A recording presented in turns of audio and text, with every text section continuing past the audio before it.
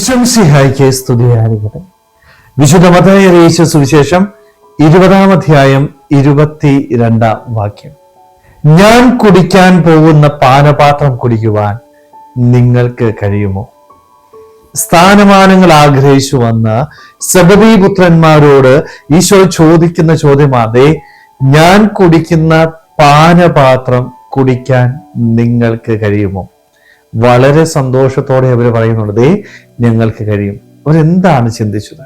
അവർ ചിന്തിച്ചത് ഒരു പാനപാത്രം കുടിക്കുന്നതിന് ഇത്രയേറെ പ്രശ്നമൊന്നുമില്ലല്ലോ എന്നാണ്.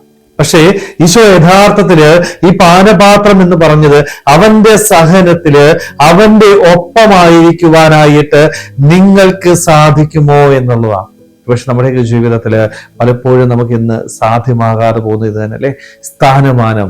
ദൈവത്തിന്റെ വലതും വശത്തും ഇടതുവശത്തും ഇരിക്കുവാനായിട്ടുള്ള യോഗ്യത എന്റെ ജീവിതത്തില് ഞാൻ നേടണമെങ്കിൽ എന്റെ ജീവിതത്തില് ഞാൻ അവന്റെ പാനപാത്രം കുടിക്കുവാനായിട്ട് തയ്യാറാവണം. അവന്റെ സഹനത്തില് അവന്റെ ഒപ്പമായിരിക്കുവാനായിട്ട്, ആ സഹനങ്ങള് ജീവിതത്തില് സന്തോഷത്തോടെ സ്വീകരിക്കാനായിട്ട് നമുക്ക് സാധിക്കുമ്പോഴാണ് നമുക്ക് ദൈവരാജ്യത്തില് അവന്റെ ഒപ്പം ഇരിക്കുവാനായിട്ടുള്ള ഭാഗ്യം നേടിയെടുക്കാൻ സാധിക്കുക. പക്ഷെ നമ്മുടെ ജീവിതത്തില് ഈ സഹനമൊന്നും ഏറ്റെടുക്കാൻ പറ്റത്തില്ല. പക്ഷെ എനിക്ക് സ്ഥാനമാനം വേണം, എനിക്ക് അംഗീകാരം വേണം, എനിക്ക് ബഹുമാനം വേണം.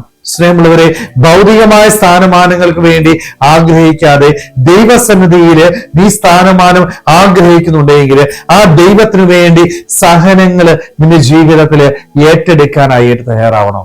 നോമ്പിന്റെ ദിനങ്ങളില് നമ്മളൊക്കെ ഒന്ന് ആത്മശോധന ചെയ്തേ, എന്റെ ദൈവത്തിന് വേണ്ടി എന്ത് സഹനമാണ് എന്റെ ജീവിതത്തില് ഞാൻ ഏറ്റെടുക്കുന്നത്? അവന്റെ പാനപാത്രം കുടിക്കാനായിട്ട് ഞാൻ തയ്യാറാവുന്നുണ്ടോ?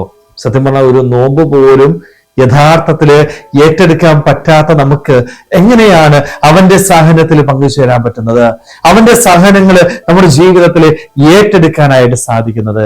സ്വയമുള്ളവരെ, നമ്മുടെ ജീവിതത്തില് നമുക്കും ഈശോയുടെ ഒപ്പമായിരുന്നു കൊണ്ട് പാനപാത്രം കുടിക്കാം.